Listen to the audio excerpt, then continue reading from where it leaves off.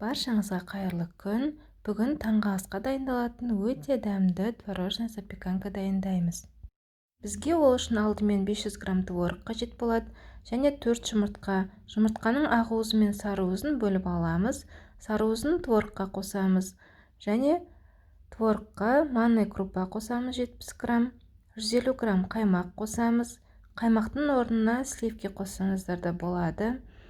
Және шым тұз қосамыз.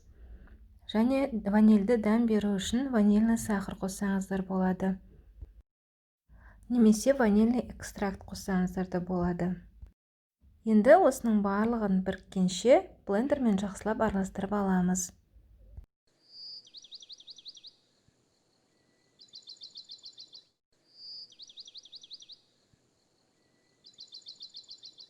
Массамыз біріккеннен кейін ақ уызға 40 грамм қант қосып, жақсылап ағарғанша араластырып аламыз. Қантты көбірек қоссаңыздар да болады. Мен қантты қатты көп болғанын ұнатпадым. Міне осылай ақ уыз бен қант жақсылап араласып ағарғаннан кейін жаңағы дайындап қойған массамызға қосамыз. Жартысын қосып және сухофрукты қоссаңыздар да болады. Менде кішміш болды. Сіздер курага немесе чернослив қоссаңыздар да болады.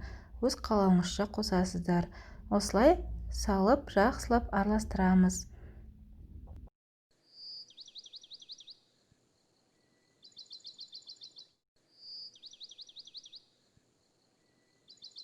Араластырып болған массамызды 22 диаметрлік формаға пергамент төсеп қоямыз.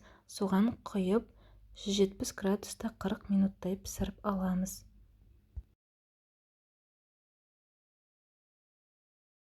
Біздің запеканкамыз пісті. Енді осылай пештің есігін ашып қойып 1 сағаттай суытып аламыз. Әйтпесе басылып қалуы мүмкін.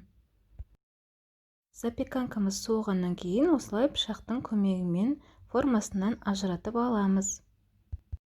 Запеканкамыз өте дәмді болып шықты. Үйдегілердің барлығына ұнады. Жасап көріңіздер, сізге де ұнайды деген сенімдемін. Ішіне қосқан сухофруктылар өзіндік ерекше дәм беріп тұр. Менің каналыма тіркеліп, лайк басып, комментарий қалдыруды ұмытпаңыз. Видеоны соңына дейін көргеніңіз үшін рахмет. Сау болыңыз.